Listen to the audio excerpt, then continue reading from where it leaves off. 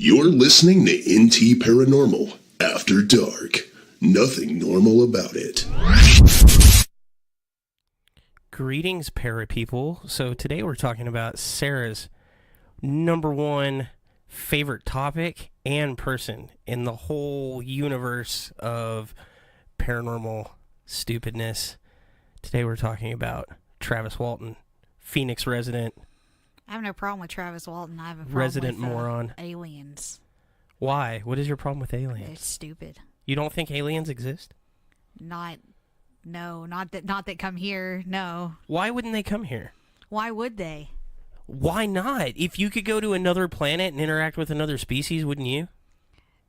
Not this one. I mean, I would avoid our species too, but what if we're the only other species in the planet? I mean, we haven't found any other species or hints of alien civilization out there. So, but the odds are that there is life somewhere else in the universe. So, you know, there may only be one other species out there to find. Wouldn't you want to interact with them, even if they were stupid? And why do they have the technological ability to come here? And why have we not noticed? We have noticed. Oh my God, crazy people. Do have you noticed. get on the internet at all? Oh my God. We have noticed. I don't listen to conspiracy theory idiots. Why don't you believe? I don't understand. The evidence is out there. There's there's a staggering amount of evidence that we have been visited by extraterrestrial life. Okay. I'm just saying. Prove it right now. I haven't been visited by extraterrestrial life, so I can't freaking prove it. But I'm just saying, there are a lot of all the stories can't be fake. On the whole wide world of the internet is there any proof. There's no proof of what we do either. Exactly. But we still do it. You still have an interest in it. You still have respect for it. No, I don't have any respect for it. I don't have any respect for you right now. So, you actually met Travis. Not met. I heard him speak. You and was it you and Allie both, or just you? Yeah, me and Allie. Where was that at? Dragon Con in Atlanta. Was it? Did they have a paranormal panel, or did he just like show up? They have a track. They have like Kanye West the whole thing. They have a paranormal track. But that's really the only thing we've ever got. Like, when we were going, that's the only thing we ever went to on it was, because I watched Fire in the Sky when I was a little kid. And see, I really like that movie. And my dad took me to Snowflake when we were going to the Grand Canyon. We went to the town because I was interested in the movie. And so when I heard Travis Walton was speaking, I was like, oh, I got to go listen to this.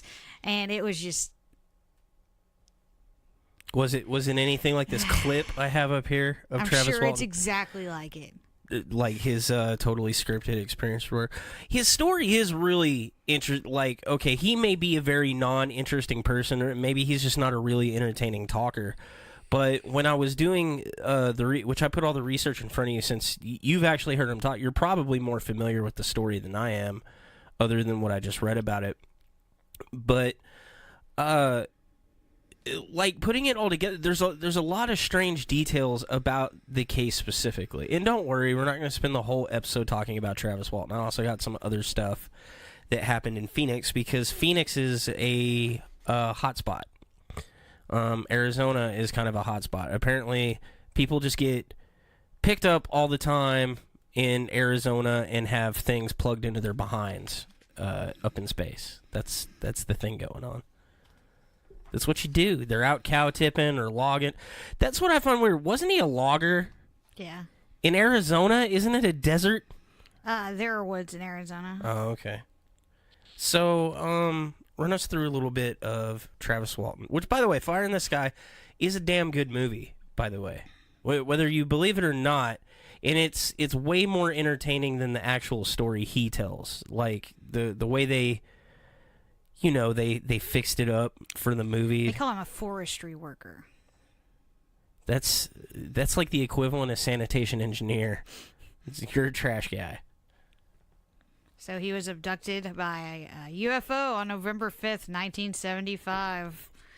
Allegedly. While working in a national forest near Snowflake, Arizona. Walton reappeared after a 5-day search. The Walton case received mainstream publicity and remains one of the best-known alien abduction stories. Skeptics consider it a hoax. blah, blah, blah, fire in the sky. That seems like a really needless sentence, and they're skeptics consider it a hoax. Yeah, they're skeptics. They're skeptical about it, so they would think it's fake. Yeah, he was working out there with 6 of his coworkers. They encountered a saucer-shaped object hovering above the ground, approximately 110 feet away. And this is when the idiot decides to run at it, which has always confused me in the story. Yeah. He just hops out of the truck and he's like, I'm gonna go mess with this, even though it's a freaking flying thing in the air. And the aliens are like, look at this idiot. He's asking for it. And see, one of the things about the story or the accounts from him and his friends that kind of makes the whole thing fall apart on many levels, actually, is that the official account that they gave to begin with is different than what it is now. Like, the story they tell, like, wait, I'll show in the clip what he tells now, the whole account through the whole thing. And then it differed from each other, too. Go ahead and keep going. He claims he was knocked out by their tractor beam, and the 6 other men got frightened and drove away. He claimed to wake up in a hospital-like room being observed by 3 short, bald creatures. He claims he fought with them until a human wearing a helmet led Walton into another room where he blacked out as 3 other humans put a clear plastic mask over his face. Walton has claimed he remembers nothing until he found himself walking along a highway with a flying saucer departing above him. So one of the things is he was missing for 5 days, and they went out there they went all over with a search party, and the dogs couldn't pick up a scent. Like, there's some things that are kind of weird about the whole thing. So especially if it is a hoax, it's an especially good planned out hoax, like the way they did it, because they never could pick up a scent. They couldn't find him. Nobody knew where he was. The problem with the idea that it's a let me go over the things that are going for it to be like for it to be a hoax. There's a lot of people involved in this story that were in on it. Maybe even some of the police department too, because he would have had to have somewhere to hide out. Like, even if he was just camping in the woods for 5 days, so like he wasn't hiding out with somebody covering for him, you would think the search parties or the dogs would have picked up on a scent or something like that. There's still a lot of weird things like that when they went out to look for him.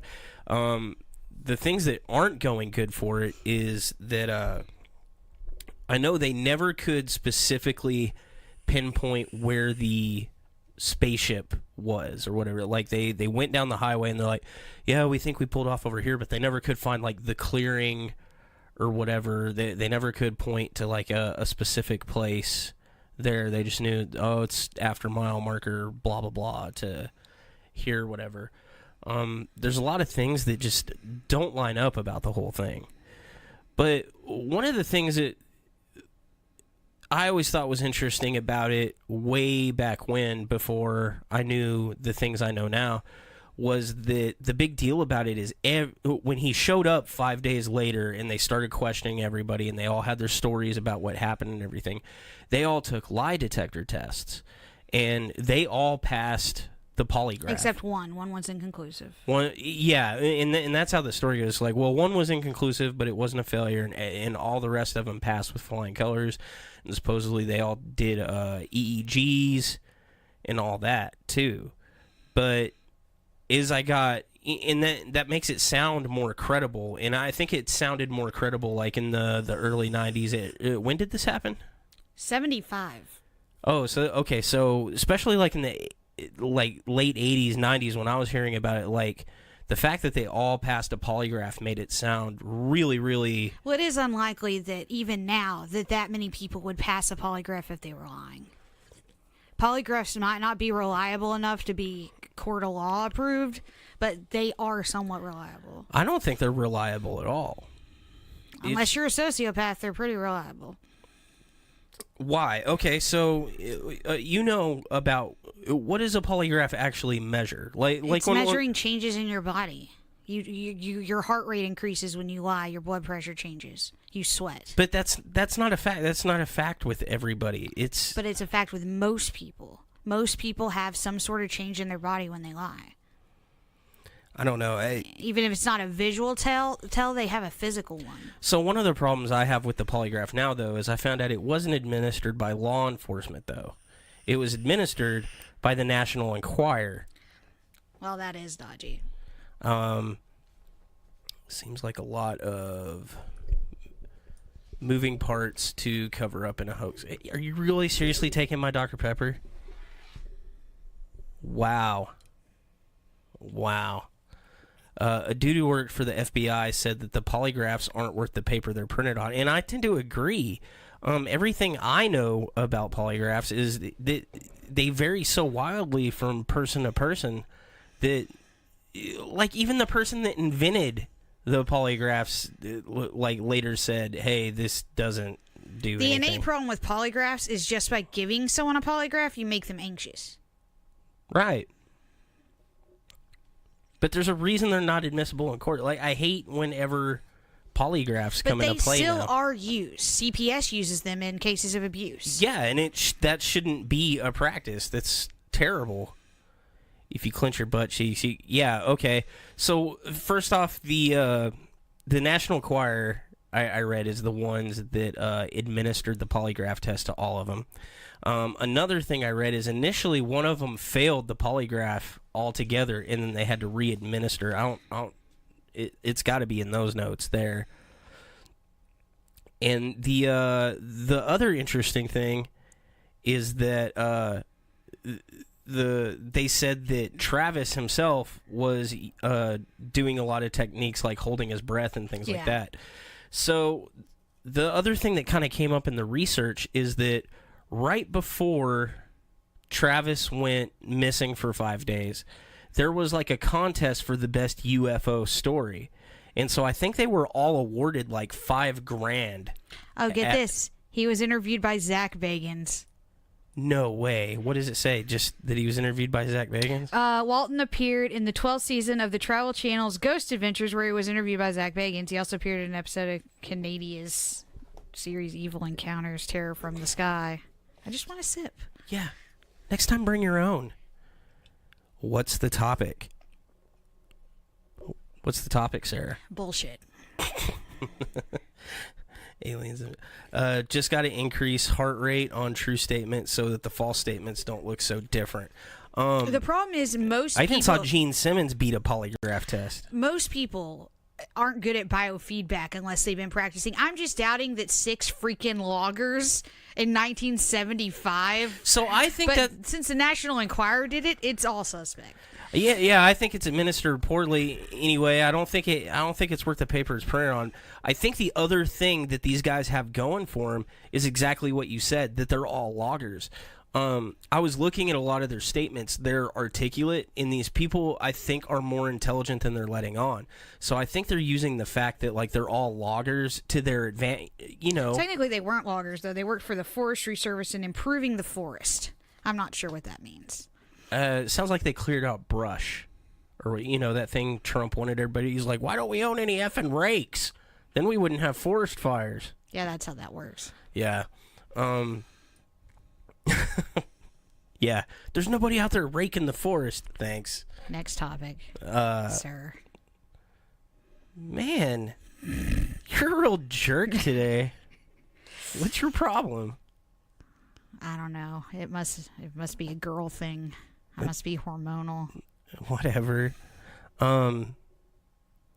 So the story has changed over the years, but one of the things is a lot of people with the alien abduction stories, there's not a whole lot of detail about the environment and stuff. Like they usually talk about the weird, crazy stuff that happened. They saw the gray aliens or whatever, and they were fingering them in the butthole, and then, you know, then they were sent back down, and then they got like a chip implanted in their skull. But he actually talked about a lot of the details of the ship and the different rooms and things like that. And in the initial statements, you know, he woke up in a hospital room. His everything was kind of blurry. He thought it was just a regular hospital at first, and then he realized it was like the aliens. So he like got off the table, went into another room, ran into like another human that had like a helmet who kind of calmed him down, talked to him for a second, and then they gassed him, and then he just woke up walking down the highway. But later on, things got more detailed. He talked about this like navigation room that had stars all around. And in fact, I have his let's see, I can bring it up here. 2 weeks before he was abducted, he watched the UFO in the movie about Betty and Barney Hill. Yeah. He's also a ufologist or whatever. Like he's somebody, you know. Isn't that a weird coincidence that somebody that's like real? It'd be like us getting like abducted by a ghost or something, you know. It's just like, wow, that's really convenient, you know. Maybe for us it makes more sense because we're out looking for the phenomenon that we're trying to find. So if we find the phenomenon, it makes sense, you know, or somebody that's hunting Bigfoot. But he wasn't hunting UFOs at the time. It's just something that kind of happened to him. It's really weird. But okay, let's see. I've got this here.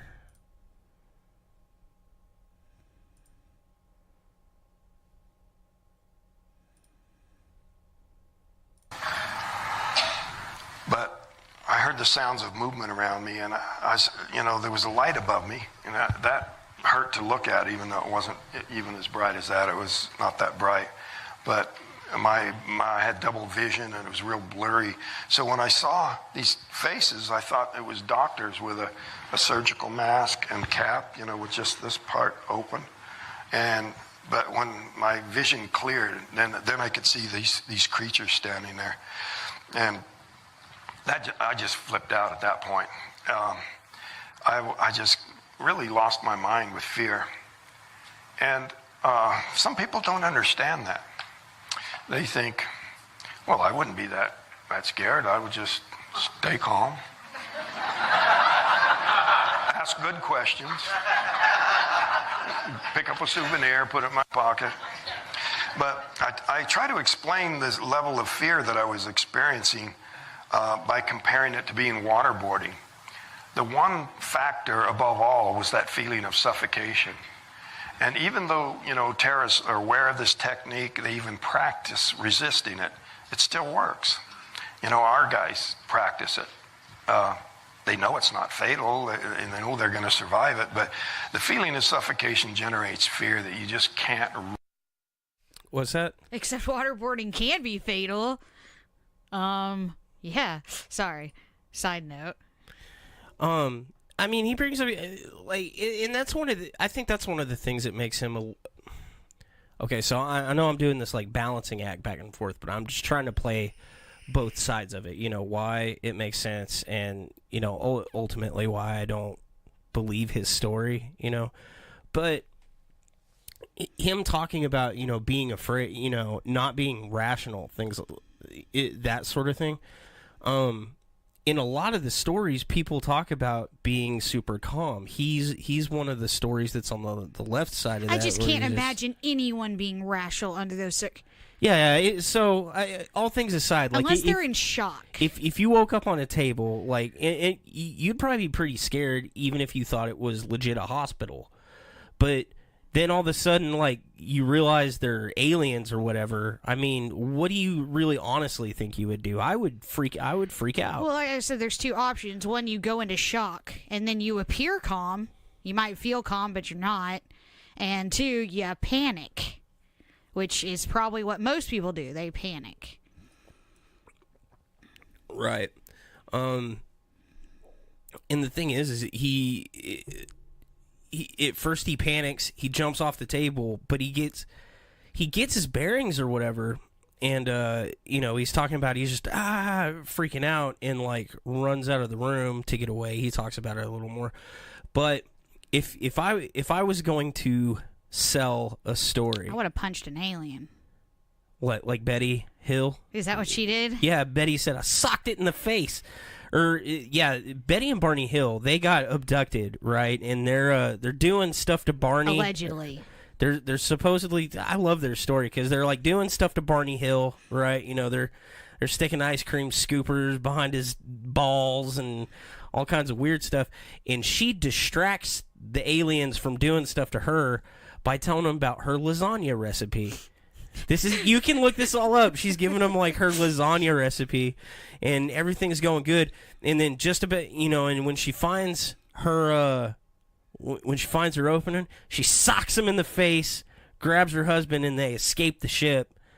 They get off the ship and they get to their car and they like drive away or whatever. But she whipped the shit out of some gray aliens.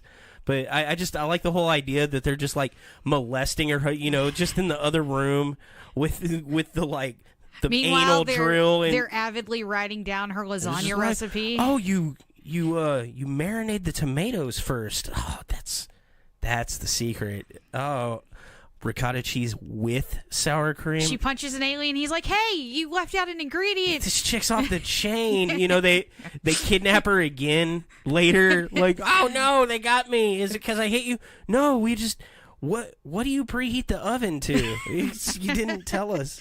Because aliens like lasagna. Science fact. But if I was gonna sell a story, like it's more believable that you're afraid or whatever, and that's what lends a little credence to it. Because, I mean, Travis, he's a big dude, isn't he? When you saw him, I think he's like 6'4", 6'5". Like older and kind of hunchy, and yeah, I was really drunk because it was Dragon Con. At the time this was all going on, I think he was like 6'4". He was built. Blah. I mean, this is a dude that could probably like throw down, but he's talking about no, I was afraid. I fucking ran, dude. And that's why your dad was really entranced with our story of Kyle, because the thing happened and we weren't like, hey, let's go check it out. Like everybody's like, let's pack it up, let's go, we're leaving. So that is one of the things that's a little bit more credible to me. Paranormal investigators out. Reason away. There's a scene in the movie where the actor's held down on a table, the aliens are surrounding him, and they have this membrane over his face, and he's struggling to scream, struggling to breathe through it.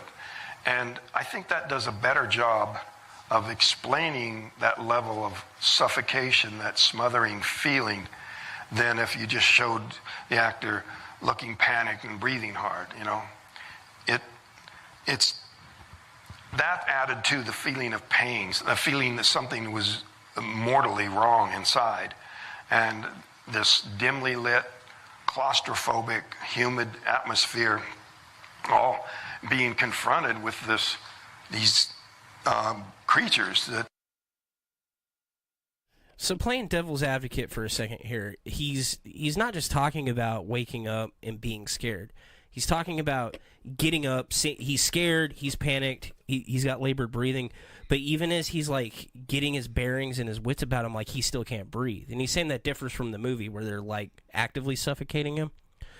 But I think that's an interesting part of the story because that could mean that if this really just follow me here. Stop looking at me like that. I don't like it. They have a different atmosphere on their ship. Yes. I knew that's what you were going to say. Can't you just play along for a minute? Fine. Oh, you mean they had a different atmosphere on their ship because perhaps they Sarah, breathed something different than we do? Look, I don't want you to believe it. I'm not trying to convince you. But I just want you to try to see the other side of it. Things that I am. Oh my God. That's what I'm doing. This is horrible. I hate this. Perhaps there was not enough oxygen. Or too much oxygen. Oh. That is one thing I think about. Like, if aliens were coming here and they're putting us on their ship or whatever, I mean, what are the odds that they also breathe the same, like, because we don't breathe just pure, our environment isn't just pure oxygen. That's not what we breathe. It's very little oxygen. Yeah, it's, what do we breathe? Jeez, I should know this. I don't know. When we breathe out, it's 16% oxygen. I know that. I don't know what we breathe in, but when we breathe out, it's 16% oxygen. Now it's like mostly carbon dioxide and nitrogen. Pollution. But name an animal on this planet that doesn't breathe oxygen. Well, I know, but they're all native to this planet. But what's the chances an alien would be made up of something different than we are? Maybe not made up of something, but it's gonna be adaptive, like fish. In the ocean, I mean, they still need oxygen. They oxygenate, but they get it through water. They get it through different means, not through normal respiration, well, it could be like the way we do it. Where they breathe water. I guess. I don't know. But, That's a better movie, by the way. The Abyss is a really good movie. It is. The uncut version, too, where it actually explains, what's going on instead of just...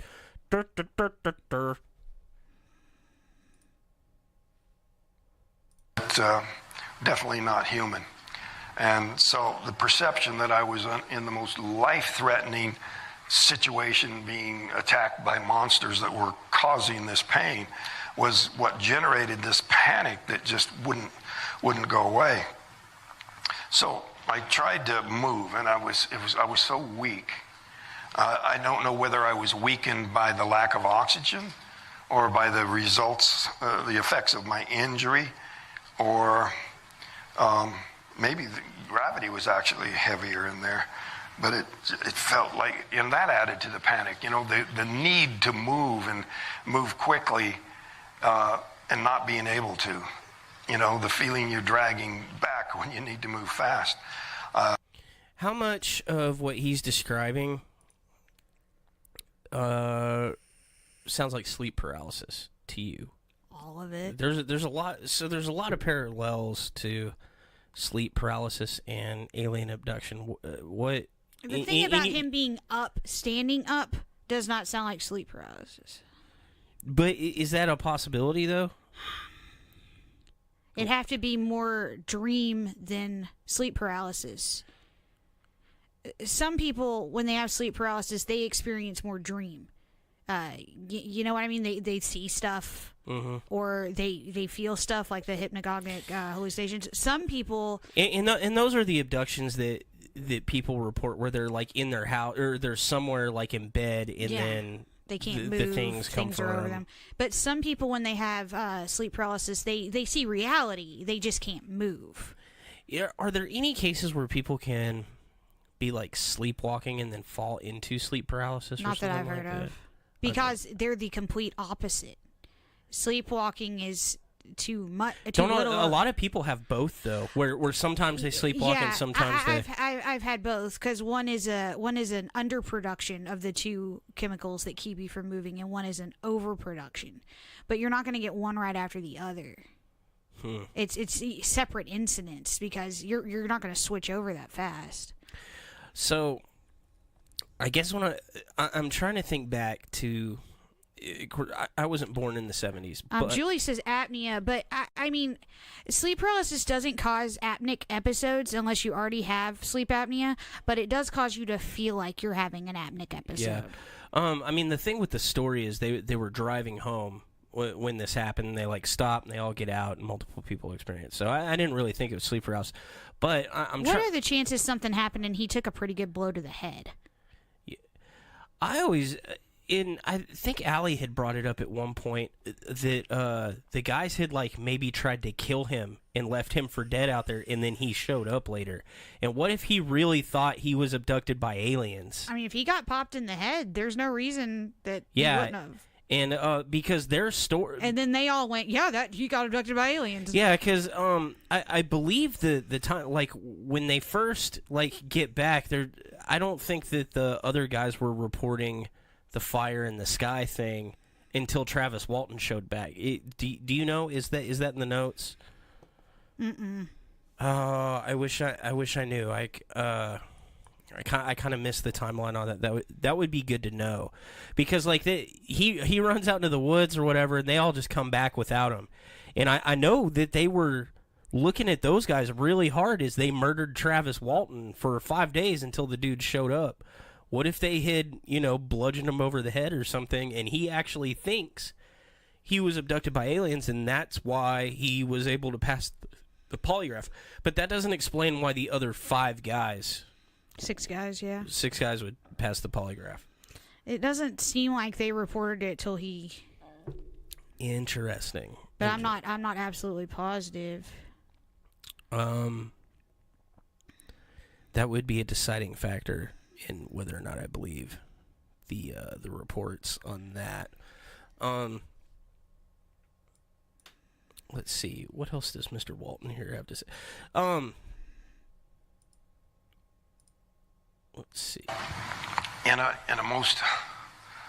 It was the most disturbing part of the entire experience. The memory of that stare, the 3 of them, And, they would blink occasionally, but they never took their eyes off of me. And it gave me this sort of a squirmy feeling in my head that felt very invasive, intrusive.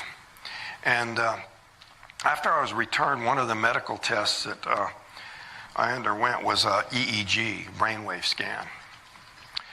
This is the one I think is interesting because they did EEGs with him. And because of the intense media scrutiny, I was put in there under an assumed name. This is world famous brain trauma center, Barrows Neurological. And so the technician knew nothing about, he was just told to look for injury.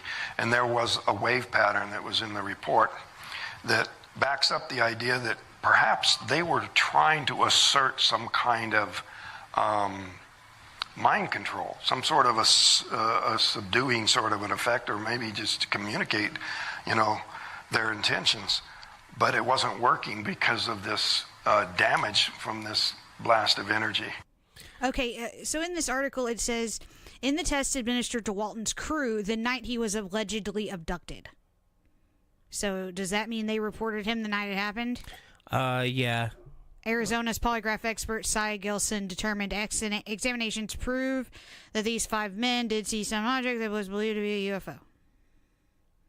And see, okay, there's a thing about that. There could be a nugget of truth in there too, because they all stopped because they. So the National Enquirer didn't do that one. It looks like the cops. Where did I read the National Enquirer? And Walton's done 16 different polygraphs. It says. But anyway, Julie says he still sounds confused when he's talking about, but he was just talking. He was talking about the EEG and the results that came back, and it's interesting that they went as far as to do the EEG to check out what was going on, in his head, but he's saying something about it appears like they were trying to do some kind of mind control, but what? Like, what hospital is gonna say? Based on your EEG How results. could they even tell that from an EEG? An EEG is measuring brainwaves. It's not like it's an fMRI. It's... Them away from me. They were not within striking distance. This sort of a squirmy feeling. It wasn't working because of this. Perhaps they were trying to... I underwent was a EEG, brainwave scan. I want to hear exactly what he says. And because of the intense media scrutiny, I was put in there under an assumed name. This is world famous brain trauma center, Barrows Neurological. And so the technician knew nothing about, he was just told to look for injury. And there was a wave pattern that was in the report that backs up the idea that perhaps they were trying to assert some kind of mind control. See, I don't understand where that comes from. There was a wave pattern in there that backs up the idea that they were trying to assert some kind of mind control. We don't know what mind control looks like, and how would an EEG even on show paper it? anyway? So here's an interesting article I found. The aliens let him go, and none too soon, because Walton and his coworkers were about to miss their deadline of November 10th to finish the logging job, after which they would be docked 10% of the contract unless an act of God prevented completion. Enter the UFO. Interesting. So this could possibly be something that they did because they weren't weren't going to finish. According to a journalist, Walton and his buddies just made up the story as an excuse to account for their pending job incompletion. In his investigation of the case, class discovered that during the 5 days that Walton was missing, none of his family or co-workers showed any concern whatsoever for his safety. During several interviews by media and interrogations by a law enforcement agent, his brother Dwayne confessed, "He's not even missing. He knows where he's at, and I know where he's at."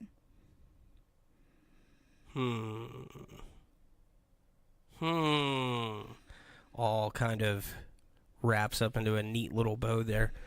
But this isn't the only case from that area.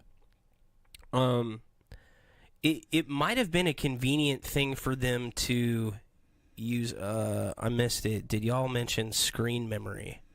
I'm not sure. I don't know what that is. Yeah, I don't know what he's talking about there. Maybe the wave pattern could have been screen memory or something to make them forget. But once again, wave pattern doesn't denote memory. Yeah, it's just what your brain's functioning at right then. Yeah, it's just electrical activity. It's your neurons firing, and the only thing like really we know about like the way those EEGs work is you can measure like theta waves, beta waves. They use it to test for seizures mostly. Right, and what you're looking for is sharp spikes. Things that show like misfires, things like that. Any long or short wave pattern, as long as it's... They basically show you're asleep or you're awake or you're having a seizure. Like, there's no more specific thing you can do with it. It's not like, oh, this waveform is 2 inches long. That means that somebody's controlling your mind. So I really feel like he's taking the idea that he went and had an EEG done and is just trying to use that to kind of sell this sort of thing, because most people aren't going to know what an EEG is. And so if he says, there was stuff in the EEG that denotes that there could have been mind control involved, people are just going to like lap it up because they don't know. And I mean, one of the things that, we're trying to budget for is an EEG because we want to see if it changes our brainwave activity during different experiences or whatever, but that doesn't necessarily denote that there's anything going on. No. It's just going to be our brains work different depending on how we're manipulating the sensory input. Yeah. So that's the same thing they're testing there. They just want to make sure that when they're doing sensory stuff, that his brain is processing it, but it's not like reading sheet music. There's no way to know what that is. So already right there, his story is really starting to fall apart because he's inserting fake science to support his claim. And technology that was, in 1975, they weren't doing fMRIs. Like, there was no good test for this. And even if there was, how would we know that's what it was?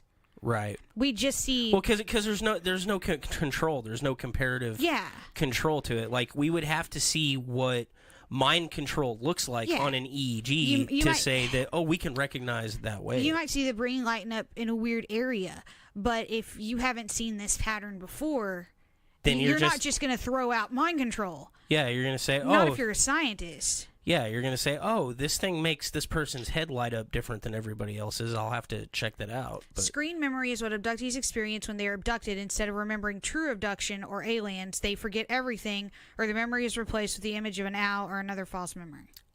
Flashy thing. It might be. An X-Files style. Yeah, it's just it replaced memories or whatever. That's a thing that could, like, if his buddies tried to murder him out in the woods, he might have false memory, They just sat there like, you were abducted by aliens. Or he had a brain injury. Can you pass a polygraph by telling yourself a lie over and over and over again? Like, if you're pathological. If you believe the lie. But do you think he's had rehearsed this story enough times that like he had it set and was confident in it and then could pass? I'm not sure if he rehearsed it or if he actually believes it. At this point, I think he probably does it on a certain level because he said it so many times. It's got to be just like burned into his memory. But it doesn't really matter. I mean, either way, it's not aliens. I don't know. Phoenix is a big hotspot for UFO sightings, and this dude was a non-UFO, just like an enthusiast or whatever. Watched all the documentaries and loved stuff like that. And they lived and worked in an area that gets a lot of UFO sightings. One of the big ones were the Phoenix Lights. It's one of the more famous cases. Phoenix Lights, sometimes called Lights Over Phoenix, it was a series of widely sighted, unidentified flying objects, or UFOs, observed in the skies in Arizona, Nevada, and the Mexican state of Sonora on March 13th, 1997. This was seen by a lot of people. This is kind of like the Stephenville sighting where a lot of people saw it. Lights of varying descriptions were seen by thousands of people between 1930 and 2230 Mountain Standard Time in a space of about 300 miles from the Nevada line through Phoenix to the edge of Tucson. There were 2 distinct events involved in the incident: a triangular formation of lights seen to pass over the state, and a series of stationary lights seen in the Phoenix area. The United States Air Force identified the second group of lights as flares dropped by an A-10 Warthog aircraft that were on training exercises at the Berry Goldwater Range in southwest Arizona. Witnesses claim to have observed a huge Carpenter square-shaped UFO containing 5 spherical lights or possibly light-emitting engines. The governor at the time was one of the witnesses to the incident. He later called the object otherworldly. That's like the most famous one, but there's tons of those. What's the name of their governor? Fife Symington. Just curious. I can't say it. I feel like you're trolling me.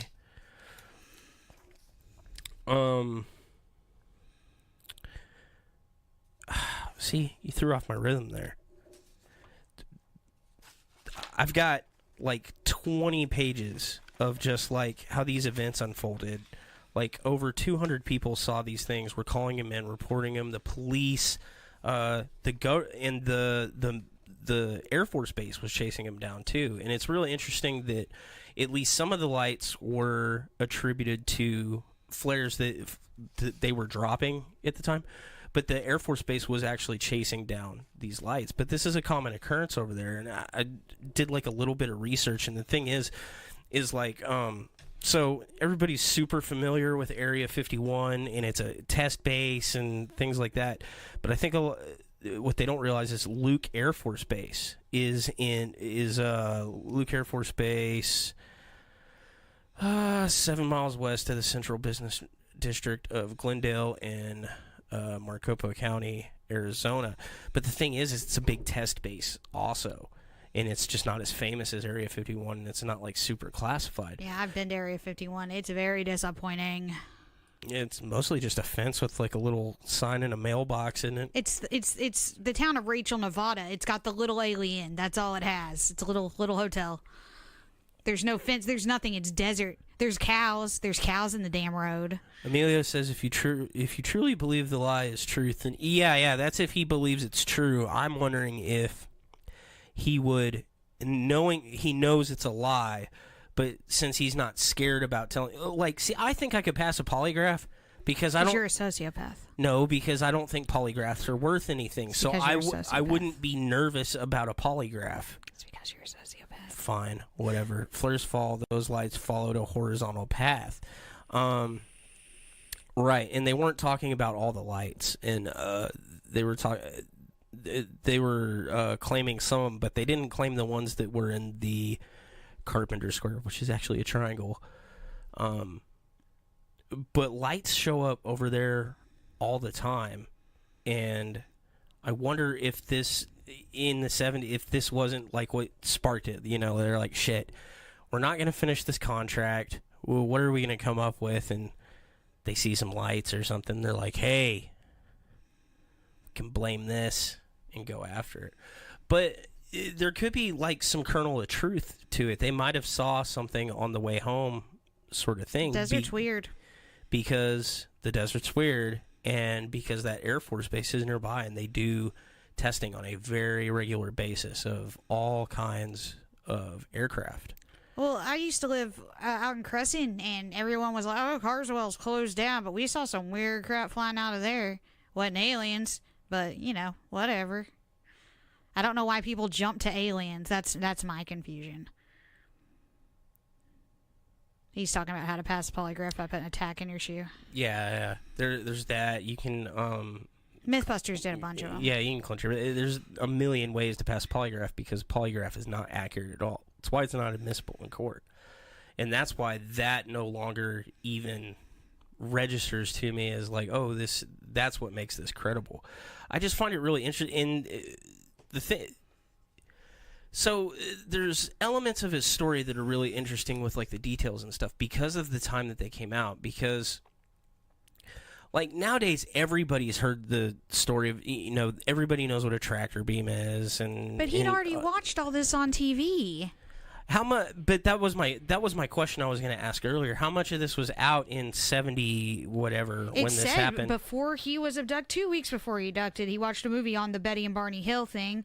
But Betty and Barney Hill didn't talk about tractor beams or technology or different atmosphere. I mean, like you said, these guys are just loggers. So the reason they changed the movie is because his account was, and I quote, too fuzzy and too similar to other televised close encounters. Interesting. Okay. Well, that was going to be my question, is like their background and things like that. Would it be plausible for them to come up with all these like weird things? So. And if you'd read any sci-fi book ever. So there's nothing convincing about his story at all to you? Not really to me either. I find it. I don't believe in aliens at all. I think it's a load. You are a drag. What do you believe in? Yeah, exactly. Not aliens. I'm just saying. Surely we would have one of them in a cage by now. Because that's the problem. That's exactly what we'd do if we actually encountered aliens. Why do aliens always find like the dumbest of our species? Let's go buzz some rednecks. And that sounds completely,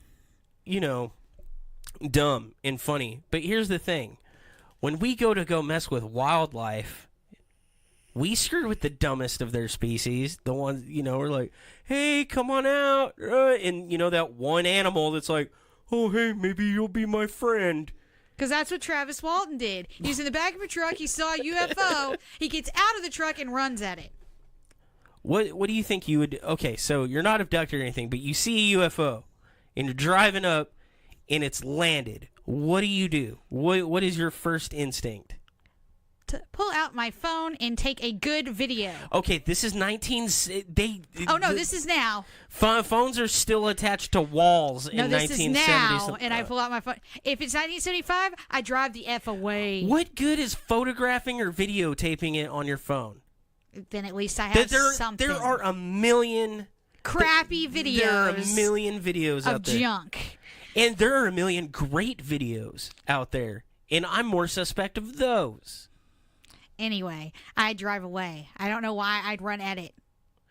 You have the base and at least 2 aircraft factories in the area. You're going to see stuff out there, and see that was a big thing. I remember when this stealth bomber was coming out, and what? Like Amelia, scroll down. Oh, we have them in cages. If it's in Texas, shoot it. Exactly. Have you not listened to Bob Lazar? We did it. We did an episode on Bob Lazar. And, how he got popped for putting cameras in a bordello.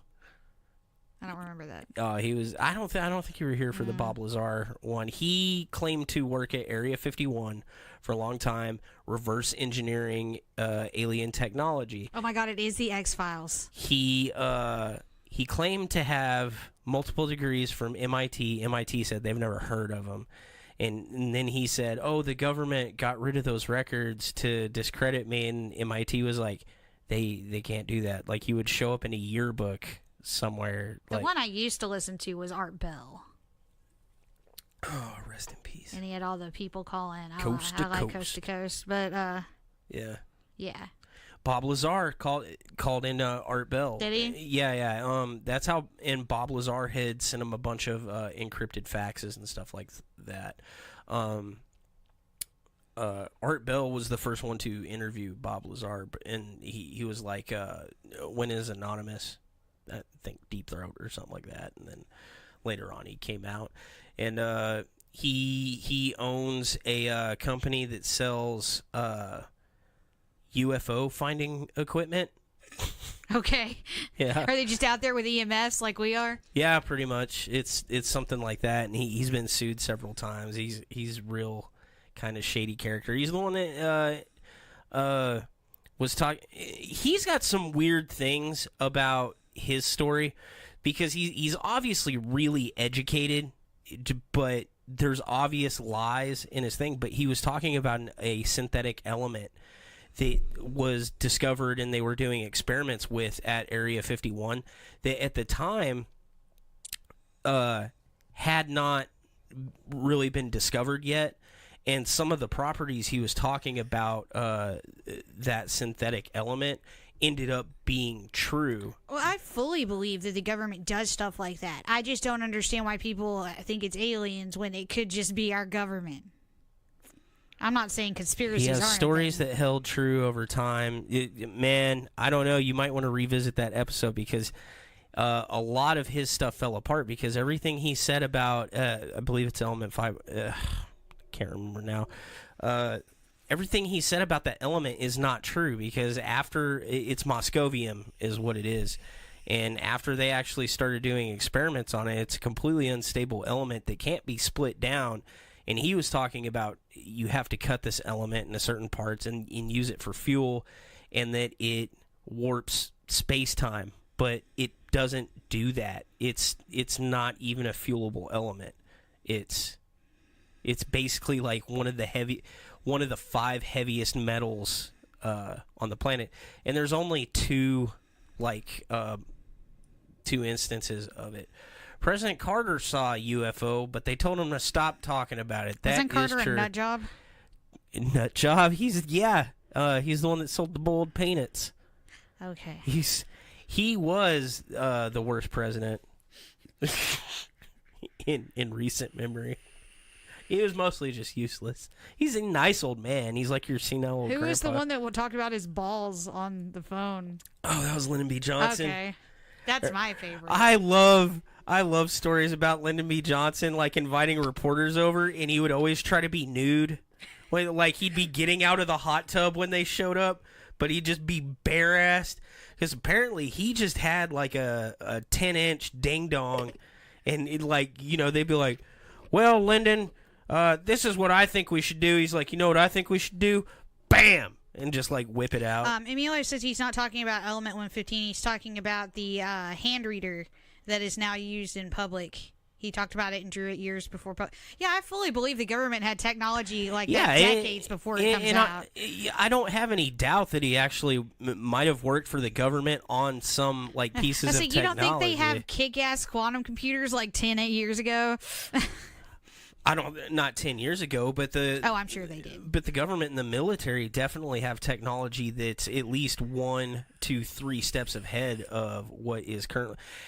Maybe not now, to be perfectly honest, because the way things are going and the way things are so privatized now, I think Google and things like that really got away from governmental control after the internet really picked up and everybody got access and got on board and was able to fund their own projects and technology and crowdsource and things like that.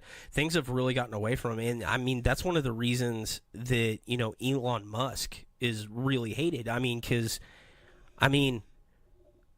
are we going to stop him from just going, like it used to be you could regulate who gets to go to space. Like, if he decided, he's like, hey, I'm jumping in a rocket. Meanwhile, we got flat earthers building rockets to prove the earth is flat. Yeah, and we stopped them because they're morons. No, the dude did it. Yeah, I know. The government and he, almost died. But yeah, because he's an idiot. Yeah, but it took him a long time because he's so stupid. The government's like, hey, you can't do that. And he's like, okay. And he kept going through all these regulations. Meanwhile, Elon Musk is like, well, I'm just going to buy a fucking island and I'll just shoot myself in this. I'll do what I want. Not that stupid if you figure out how to build a rocket. That lands itself again. They're reusable. I'm talking about flat earther, bro. Oh, dude, he just strapped himself to... Man, that thing barely qualified. And the only reason he got away with launching it is because it wasn't powerful enough to be an SLS. He didn't break Earth's gravity or anything. He didn't want to. He was trying to prove the Earth was flat, but he didn't believe in gravity, so that's not a thing that affected him. Yeah, if you don't believe in gravity, it doesn't work on you. I think when he came down, he's like, hey, it turns out there's not a lot of oxygen up there, and I fell a lot. Oh my God, the flat Earth thing drives me nuts. I didn't know they didn't believe in gravity. Yeah, of course they don't believe in gravity. They think, but they're the way, not just things go down. They think that we stay on the Earth because the platform of the Earth is constantly Some of them think that. going up like an elevator, and we're just all sucked down. Some of them think that. They think it's centrifugal force. There's other flat earthers that believe other things. Yeah, I also read some of them think there's a magnet. But why would we be? We're not Ferris. So why would that hold us down? Where does this come from? I don't know. Same people that think that aliens are abducting people and putting things in their butts. God damn you, Travis Walton, and your mustache. He does have an epic mustache. I love this man's mustache. He looks so sad. I love like 10 minutes of this video where like I'm gonna do a super cut of this later where it's just all the in between him trying to remember his own name. He's like all right, like you can tell he's just crapping his diaper on stage. It's not the dude with the chair and the helium balloon. So there's a plan to have the original EEG examined by a neuroscientist in terms of the effects that you see in people who've been electrocuted or hit by lightning, and also to run new ones and see if any of these patterns are still there. So did he just say that his EEG showed the same patterns as somebody that's been hit by lightning? But I don't see why that would differentiate from brain damage. I think that's what he's saying, is the EEG showed he has brain damage.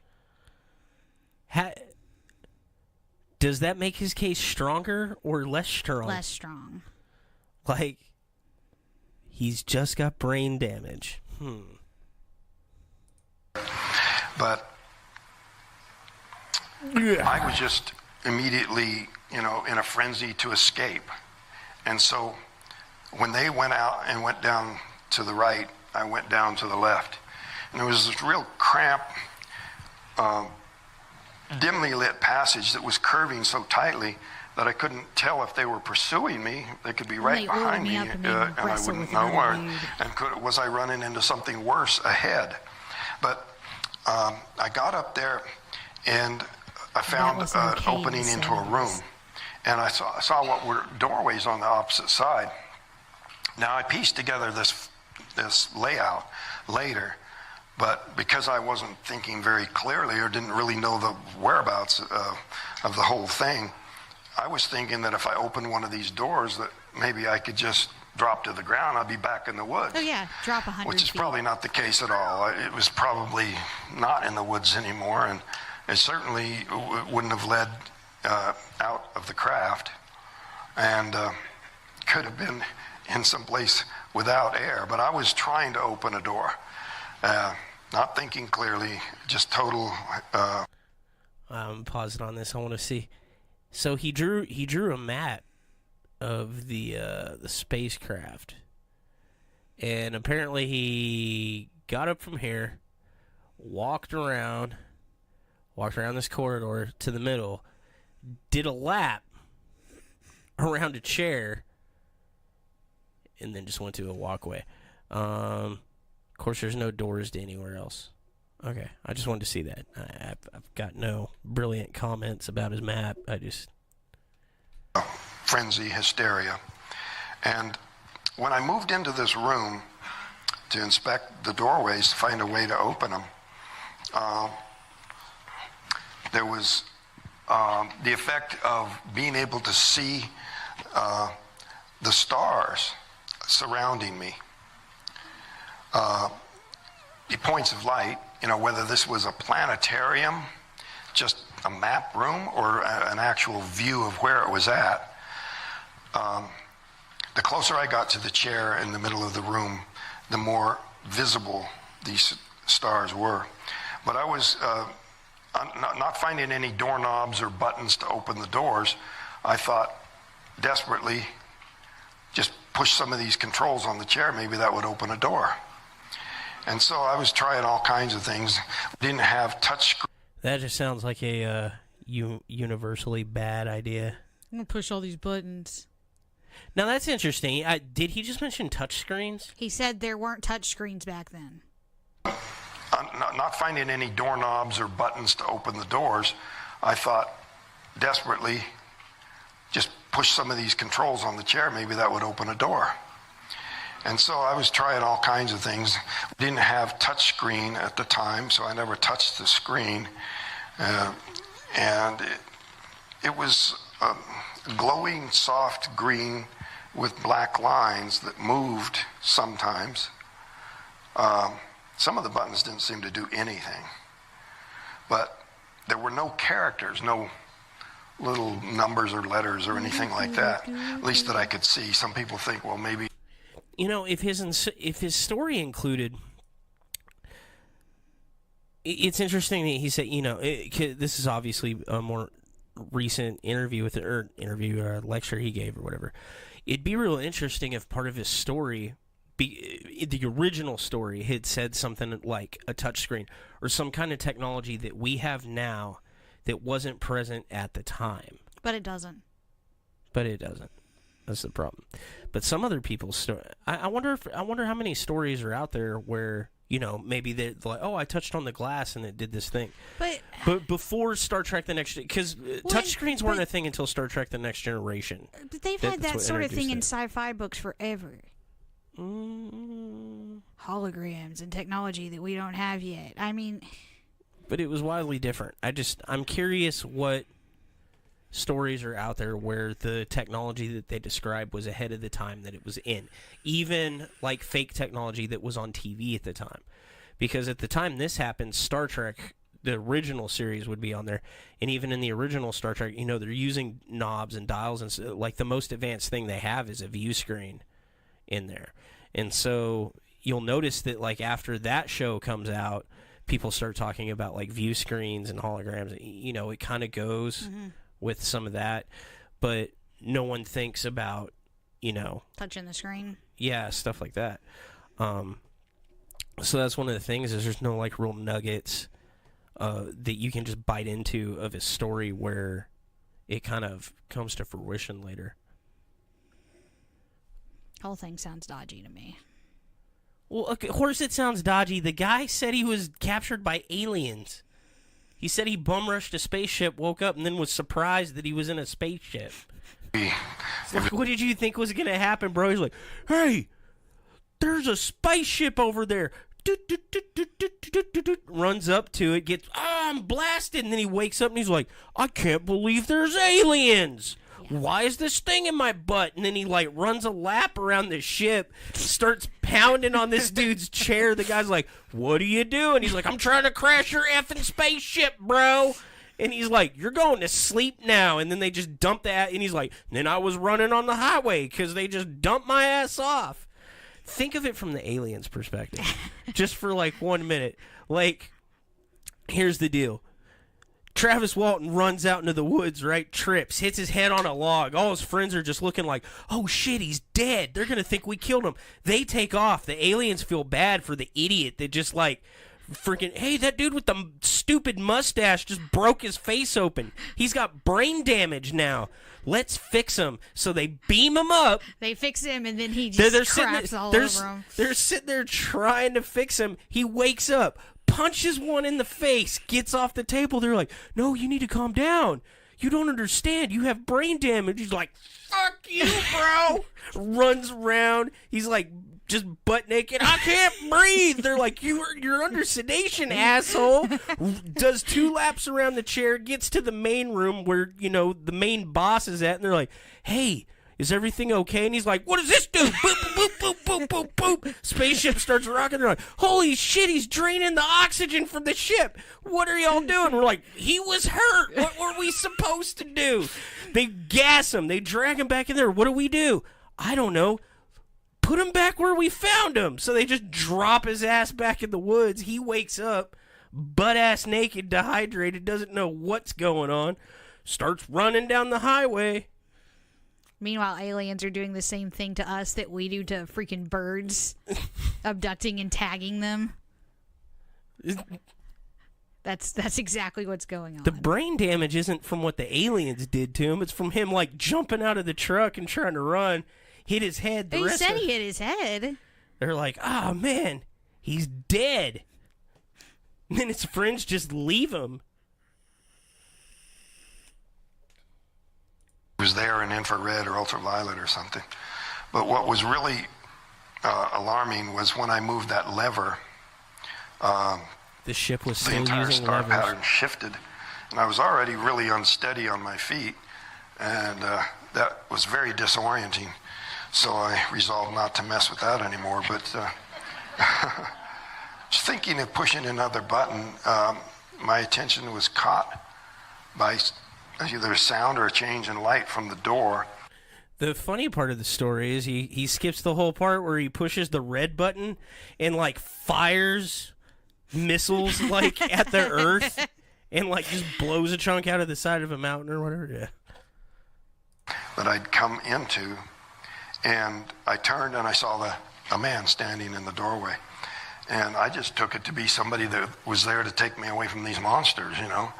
And so as he came towards me, I ran up and was just battling questions, telling him, you know, there's these things in here, you know, and as if he didn't know, but he wasn't answering and wasn't responding. And so when he wanted me to go with him, I went, because, you know, if he's there to if he wasn't talking, how save do me you know from he these wanted things, that's all great. And I was thinking that maybe with that helmet on, he couldn't talk or hear me clearly. So going back to the we went out through this little passage, I think was probably an airlock, because when we came out on the other side, it was opening up into this huge room.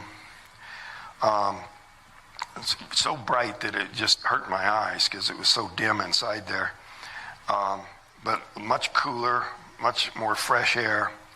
He wanted me to go down this ramp, which seemed way too steep, but it was real sure gripping surface of some kind of rubbery. But the light seemed kind of like sunlight.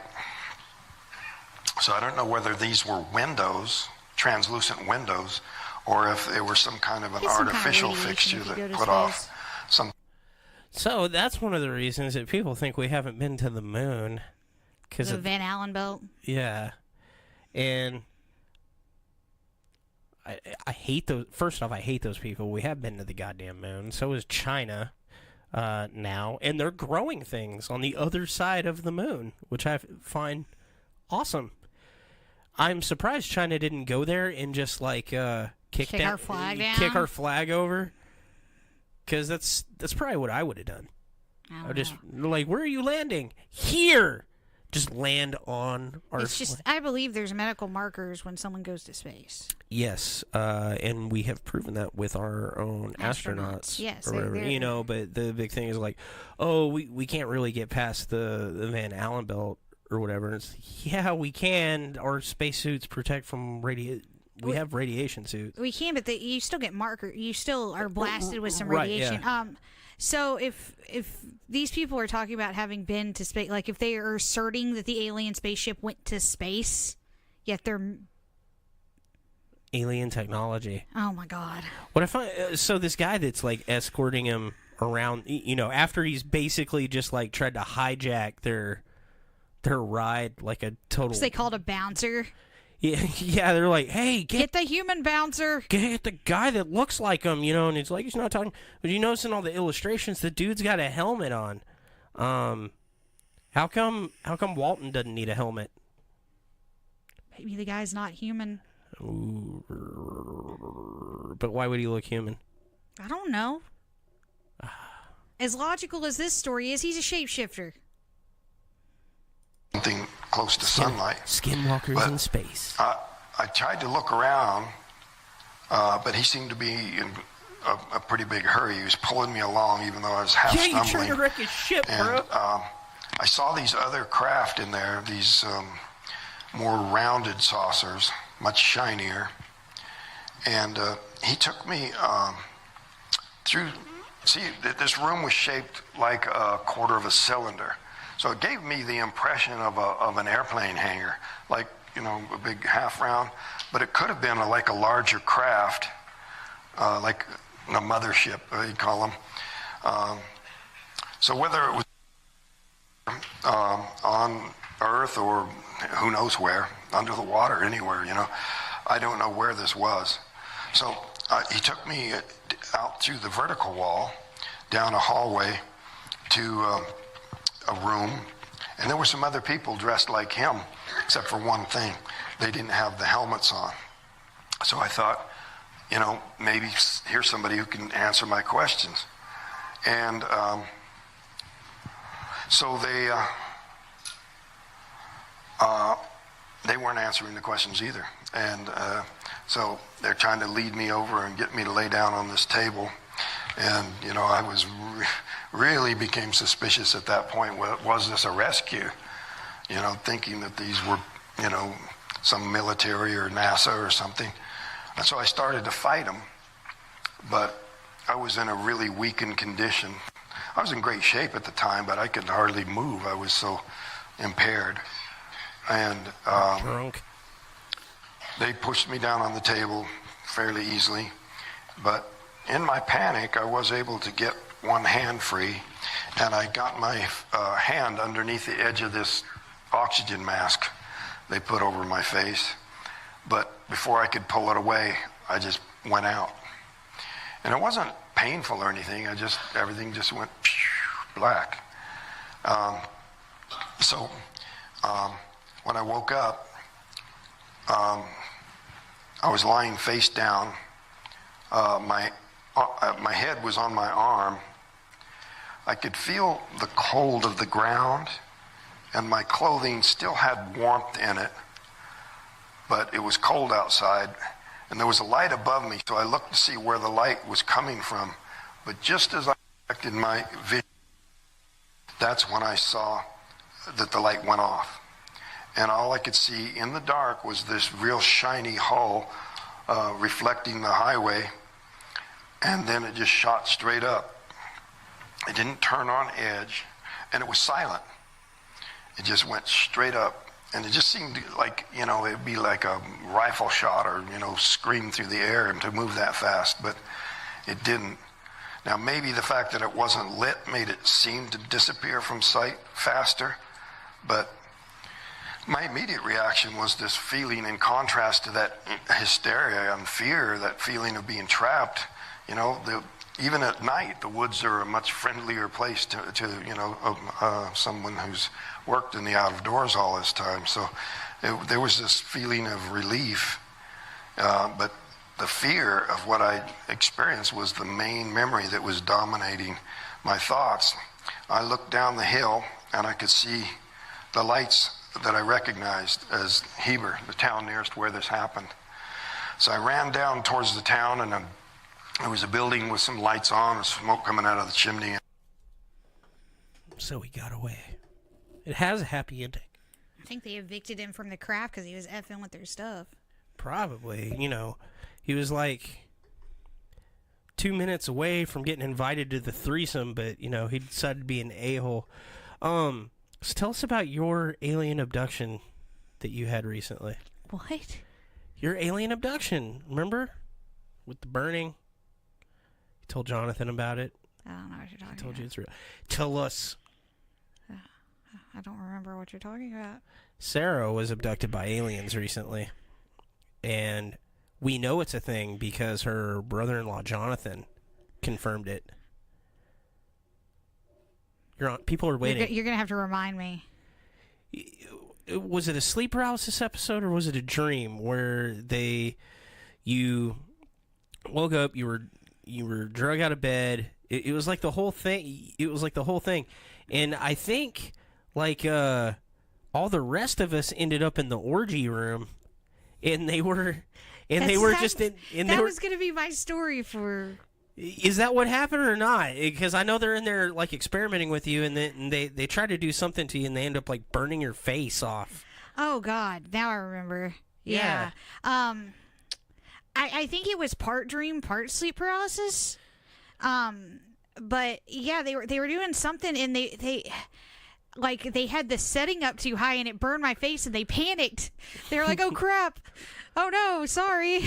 So were these grays? Were they green? I don't remember.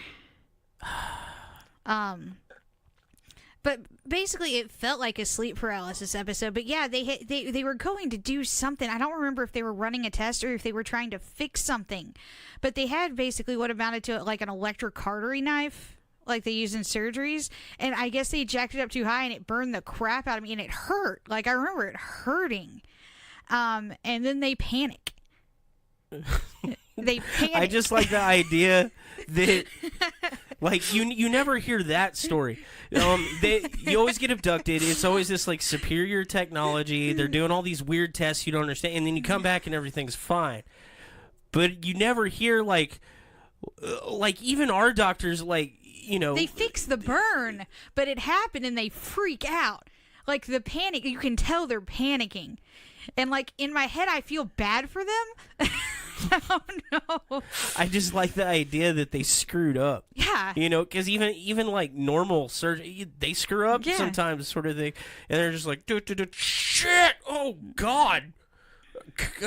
Put butter on it. But it was the can't move feeling that makes me think it was part sleep paralysis. Right. But it was like I was telling you how some are more dream and some less. This was almost entirely dream visually, but I could feel physical things. Most of your sleep paralysis episodes involve like supernatural type stuff rather than like alien type stuff. That's the first time you had an alien type thing, right? That's the first time, and it was weird.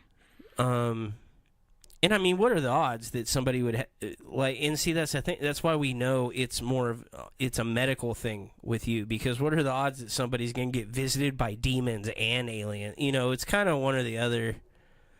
But yeah, I had forgotten about it, but that was so funny. Like, their crap malfunctions and burns me, and they just freak out. It's no one ever knows what the motives of these things are. Now there is that one doctor that he's real famous for people that I can't remember the name of the documentary on Netflix I was watching. Oh yeah, he found implants. Yeah, he removes these like foreign objects or whatever, and the big skeptical thing is like those foreign objects could come from anywhere sort of thing. But a lot of them he pulls out are like metals of unknown origin. And that's always a big thing that people point to. It's like, oh, it's a metal of unknown origin. It must not be from Earth. That's not how metallurgy works. It can be of unknown origin, and that just means it's really hard for them to match it, because it could be an amalgam of like multiple metals, things like that, because of the way we put things together cheaply. Emilio says I need hypnosis because I have screen memory. Oh, we need to call up that Patrick guy. Oh God. I'm sure he could get to those memories. It was a dream. I should write it, though, because of the incident with the face. I just like the idea that the rest of us are all in the orgy room having a great time, and they're burning your face off. That was my idea for that story I was going to write, was that we're out on a ghost hunt, we get abducted, and, you know, I had that eye procedure. I was going to write that in. Like, I go in and they scrape my eye, and we get out of the spaceship, and I'm like, that was horrible. They did horrible things to me, and y'all are like, what are you talking about? That was awesome. Like, oh, they just milked me for like 6 hours. They sent me to the eye scraping room. Why? What did I do? This one's defective. Throw it back. It's like, okay, let's say 50% of the abduction stories are real. Okay. Right? What the fuck are they doing? And why are they taking these people? Like, well, what we need to tag is got it. They're taking people that won't be believed. No. They're taking people to see what the effects of inbreeding have done. Because they created us as a slave race a long time ago, but they didn't give us like something else to breed with. So they're starting to see that, you know, in these certain regions of the world, the family trees aren't real diversive anymore. They seem to not split, and they're like, we need to check that. So they're like sterilizing them so they'll quit, you know, making more. I don't know. I think if that is a thing, then they're most likely doing what we do to wildlife. What? Okay, so what to make you... maybe not. It'd be hard to believe anybody on any. I mean, there's no real good evidence for anything. But for you to be more open to the idea that something actually happened that involved it, what kind of evidence, aside from seeing it for yourself or somebody... I'm about to say, I'm going to need to talk to an alien. Yeah. But what in somebody's story would make it more convincing? Like we've talked about, like what would make a psychic convincing to us? They would absolutely have to know some things that they possibly couldn't know that we could, validate things like, so what in an alien abduction story would make it at least convincing to you? In modern times, it's I don't. It is tough. I mean, like a photograph wouldn't, because 10 people who didn't know each other before telling the exact same story. There have been not of lights in the sky, of being abducted. There have been some cases of people that supposedly never met or whatever, and then they meet and they had like identical stories, and they met later, and they thought they had met on the ship, and they were like able to describe each other. They knew things about each other from the times that they conversed. You can't prove they didn't meet before. That's the problem. So what you're saying is there's absolutely nothing. It would have to be a personal experience. Okay, well, that's fair enough. It has to be a personal experience for you to believe. Yeah, or like the government catching a freaking alien or a spacecraft. But we have, Sarah. Oh my god. What would make you believe? There would just have to be a lot of solid facts in there that could prove, like references to technology that don't currently exist or aren't even really even thought of, like something that's just completely new, innovative, that isn't really even in the works, but that kind of talking about it would lead to that kind of new technology as we explore it, sort of thing, that kind of genesis of an idea. There would have to be some kind of I would have to have some kind of physical evidence, even though photos and video aren't reliable and anymore. Julie says if they answer the gold record from Voyager. If they answered yeah, all the stuff on the Voyager. Yeah, ships. Voyager. Voyager. I remember when SETI was a thing. Yeah. There'd have to be some kind of physical evidence, like. Okay, if you ever get abducted, I'm going to need you to scratch the alien and get some alien skin under your That's fingernail. another thing, like forensic evidence. So he's gone through in his story, he fought the aliens, things like that. He didn't fight them, he said. Well, a lot of people panic or whatever, and there's no physical evidence that they were in any kind of confrontation or anything like that. Well, I guess he had the brain damage, but he really seems like the kind of guy that had brain damage before the whole thing happened. Well, he talked about the tractor beam knocking him out. It sounds like he tripped and banged his head. I really just wonder if, like, they were out screwing around and the dude busted his head open and the guys all thought he had died because they were out there doing something panicked. They weren't supposed to. And they, like, left him out there to die. And lo and behold, it turns out he didn't die. And then came up with this nice story to wipe them of all culpability. And it's just like that. Can you imagine a greater coincidence? That, like, so we left. So we're never going to talk about this, right? This is the pact. We take this to our graves. I can't believe we just drove off. We left Travis out there to die. Shows up 5 days later. 5 days later, while the cops are just grilling your ass. We know you fucking murdered him. We know it. We didn't do it. Like, Larry's just about to crack. He's just about to be like, we left him out there.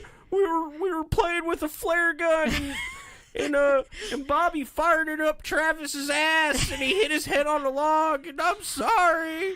Like, he's just about to crack. Travis shows up. Oh, God, he's going to... What is your obsession with ass, though? I don't... It's like the 13th time this episode. It's aliens. And... it's just he shows up and they're all sweating bullets because they're like, what's he gonna say? Oh God. And he's like, I was abducted by aliens. And they're like, holy shit. We saw a spaceship. There was a fire in the sky. I don't know. I know people that think they have seen UFOs. It just always sounds so... On a serious note, I want to look at more. I know you're not into UFOs. Maybe I need a new co-host for the UFO episodes. I don't know why you wanted to do this one with me. To crap on you.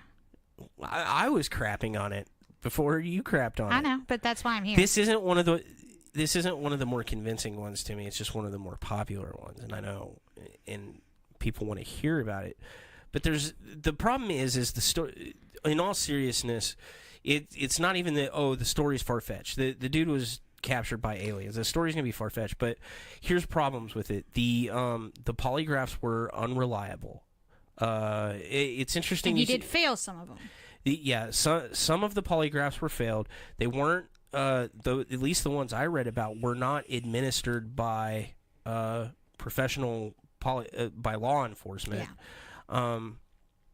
The stories between and we didn't get into what they said they saw and I can't remember if there was a discrepancy in time, but I know that a lot of the accounts say there were discrepancies between the 6 friends in their interviews. Like, not everything lined up, and even Travis's Walton account has changed multiple times over time. But eyewitness testimony does that. Eyewitness testimony isn't good, but or isn't. I was going to say, what's weird about the alien thing is it's a catch-22, is I'm more likely to believe someone that doesn't tell the story. But then you don't hear the story you get what I'm saying? Oh, yeah. Or at least something where it's been, like, covered up for a while, or they haven't talked about it in a while, and then it just, like, it comes out. Like, what if your grandma just, like, randomly over the next few... My grandma has that one story. What's your what? My dad grew up in Noodle, but his sister's older than him, and Grandma hadn't been living out in Noodle for long, and she's from Fort Worth, so she's out in West Texas, and this is all new to her. And her husband, my grandpa's working nights, and she said one night she was home alone with my aunt, and they're home alone, and all of a sudden, bright lights come in all the windows. And so I Grandma, what'd you do? I took the baby and hid under the kitchen table. That's what she did. Genius. It's the entire story. That's how an alien sighting should happen. It's like, well, she doesn't know what it was because she didn't look. I mean, it could have been legitimately anything. A helicopter. Who knows? Well, but this is in 1952, 53? So this is after World War II, before Vietnam. Yeah, this is in the earlier mid 50s. Yeah. Yeah. She said the lights were coming in, they were bright, and she freaked out and hid under the table with the baby. That was her response. As it should be. Yeah, I know. It's interesting that you say that because she has this one. She doesn't say it was alien. She just says this happened. Don't know what it was. Didn't look. Didn't care to. I'd have to look. I'd have to know. Wouldn't you? F that. No, you wouldn't look. You wouldn't look. You're the idiot that gets abducted. I'm not getting abducted. Yeah, I'd probably look. Yeah, see? I knew you would. You'd look. You'd have to. My grandma is different people, though. She's mind your business people. Yeah, she is mind your business people. Okay. She did not give a crap what it was. She was not having any of it. So, anyway. Why the table? I don't know. I don't think... Because it was convenient. It was probably in the middle of the house. Yeah, I don't believe their house was very big. And She's probably just following all the same procedures you for follow for a tornado. Yeah. Here in Texas, it's like, aliens, get under the table. Tornado, get under the table. I also think that's where she was at the time, and she just ducked under the thing closest to her. Yeah. She didn't go running. She just, hit I totally... I get that. You do what you do. But, I mean, Texas, we have one mode. It's like, I'm surprised we don't do that for fire. Like, idiots. Let's go look at it. Like, just out of habit. I do. You climb under the table when your house catches on fire? But I don't climb under the table when there's a tornado. I go outside and look. Most of us do. Yeah. Oh, I got lawn chairs out there. None of us hiding in the closet. We're all like, let's go outside and see the tornado. Marianne, we're talking about aliens. We're actually we're wrapping up. Yeah. But I don't know what it would take for someone's story to really hit me as genuine. I mean, there's a lot of stories that do have like I would be interested to go look at some of the physical evidence myself, like the ones where this happened here. There's still burn patterns on the trees or what, like right after it happened. I would really like to get a call from somebody as paranormal investigator. Hey, this thing happened, and it just happened like yesterday. Come out here and take a look. And we Mulder and Scully our way over there. And there are burn marks on the trees, and we do pick up weird readings that don't make sense for that area, things like that. Then it would be more kind of credible to me. If someone who had never been to space, like, claimed they were abducted and came back with some sort of radiation marker, that would lend some credence. You know what I mean? Yeah. But yeah, photographs, video, and I know we do photographs and video of our investigations. Everything's too easy to fake these but days. it's not. It doesn't count as credible evidence. The stuff we do, or the stuff we have caught so far, most of it doesn't count as like. None of it actually counts as legitimate. What would it take for you to believe in ghosts for sure?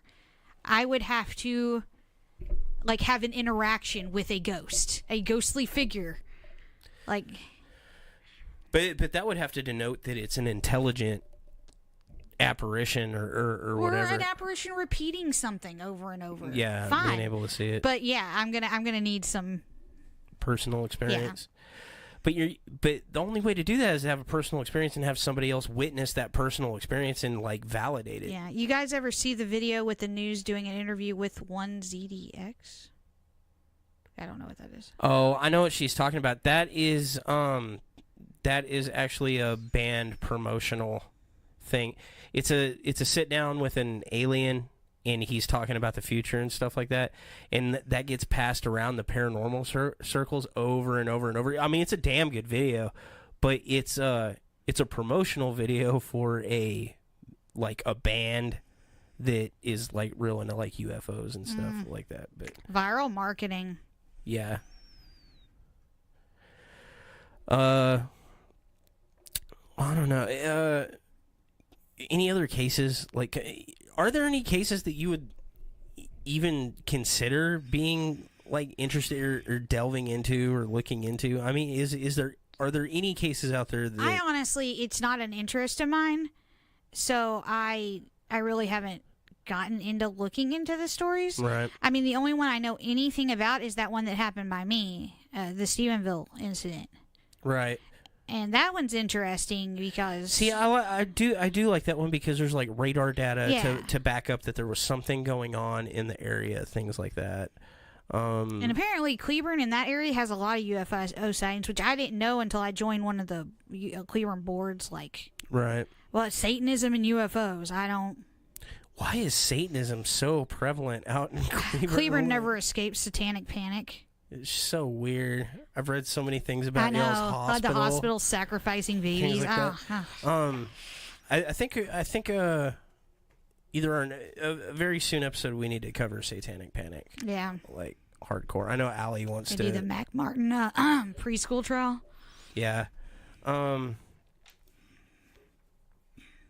Well, that's about all I got for today's show.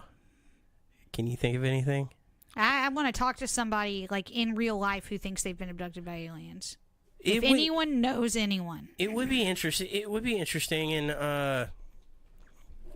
it would be interesting to straight up interview somebody that's had an alien abduction experience. It's real hard not to be cynical about it. Just knowing what we know about like psychology, biology, things like that. Like, I would feel really weird conducting that interview because I'd feel bad being skeptical of somebody that might believe that actually happened to. Like if it was somebody that was a liar. I just want to talk to them. I don't care if it's an interview. I just want to see how they tell the story. But I would be so standoffish about it would be the problem. Because I'm so hesitant to believe anything like that. Marianne says she could tell us a story. Wow, I need to hear that. Interesting. Yeah. Text us later. Because, I mean, my brother-in-law has an I saw a UFO story, and he's not full of shit. Now, see, the thing is like, shit, lots of people see a UFO. Like, that's not a big deal. You see things in the sky all the time, and it doesn't necessarily mean it's alien. It's just you don't know what it is. I mean, I had a time. weird light in the sky incident. It's pretty common. Yeah, well, when the stealth bomber was first being developed, the sightings for UFOs went through the roof for two reasons. One, we didn't have an aircraft that was triangular like that, so a lot of people were reporting these triangular things. But the other thing that I found was interesting is there was this big uptick in reports of UFOs that were changing shape, and the thing is everybody knows what our stealth bomber looks like now. It's that big triangle, but they've all seen like the promotional art and the other things filming it. But if you've ever seen one fly sitting from the ground, it's so awkward looking that as it gets like closer, Yeah, it makes different shapes. Yeah, changes in perspective. Yeah, as it's flying at like different angles, it looks like this blob that's just changing shapes. And even now, our stealth bombers get when they're doing like test flights and runs, they get reported as UFOs all the time. I think like at least nowadays, at least 90% of those are actually that. But so like UFO sightings are pretty common, and I believe like 90% of the just I saw weird lights in the sky or I saw something, because there's not this big thing.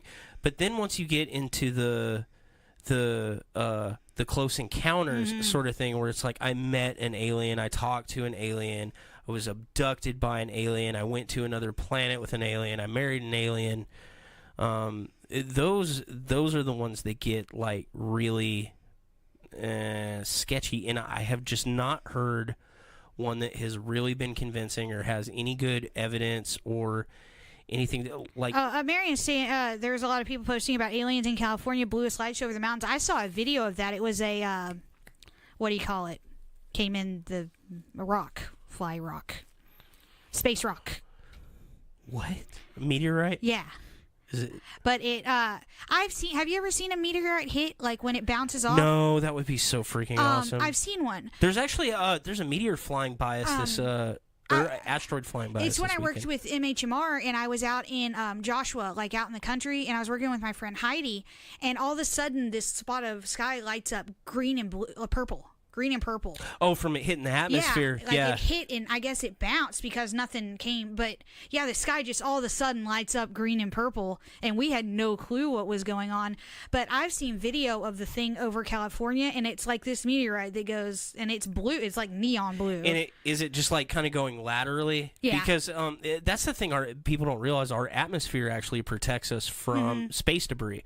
And what usually happens when our spacecraft are re-entering, they have to re-enter at a specific angle, or they'll skip off our own atmosphere. Yeah, this one in California had actually gone through. Because the problem is you're going from absolutely no friction in space to all of a sudden hitting air pressure.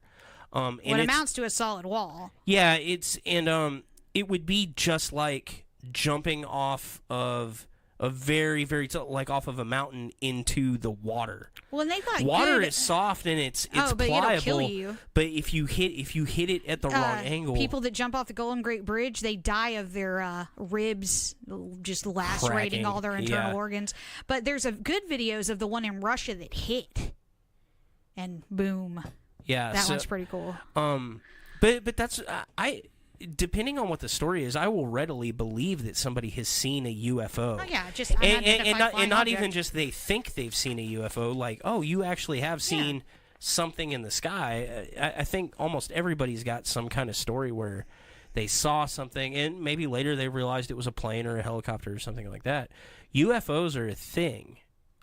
Whether or not they're alien, that's you couldn't say unless you had like the close encounter thing. And then it's, other than like you attack it and you get its DNA under your fingernails, and you can prove it. But then what happens when its DNA matches ours? Because they're just as close to human, sort of problem there. But all right, guys, I think that's our show. So thank you for tuning in. And I'm not sure what our topic is going to be next week. I do know. Hold on, let's see what Emilio say. Me and my brother. I was talking about seeing a meteorite. Oh, okay. I'm not sure what next week's topic is. I do know I want to get Allie and Casey back in the studio pretty soon. And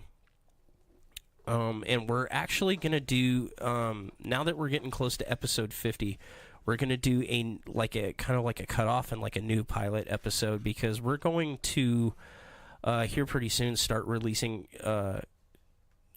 edited versions of our podcast on Amazon, so they'll be more streamlined.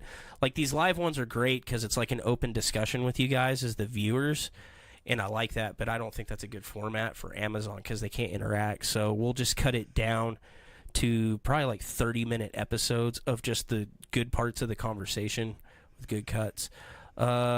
Roswell was a scavenger site as well as the dark side of the moon. Now it's all government flight. I know Daniel, and Daniel is a nut job. Don't listen to anything he says. He's a damn good tattoo artist, though. But a nut job. Okay. Oh, yeah, he's absolutely. So we'll be doing like a new... So that might be kind of weird because we're going to do like a new sort of pilot episode where we're going to reintroduce ourselves and stuff like that. Because I am not happy with our actual pilot episode of our podcast because it sounds like we recorded it on one of those Mr. Microphones. I'm only doing it if we use my title. What is your title again? Remember? We're ghost hunters and it's stupid, basically. Yeah. And then we really need to do a Satanic Panic episode, which Allie needs to be here for that because of her love for serial killers. And we need to get Casey in on something. Did we ever do a podcast episode of her greenhouse story? I don't know. Because I know we did one about my warehouse. I know we did one about some of your stuff. I think we had always meant to go back and kind of talk about some of our first experiences or whatever. I don't know. All right, so we'll figure it out, guys, and we'll be back next week with some more paranormal talking. Yeah, this is how you end an episode. Thanks for watching. Later.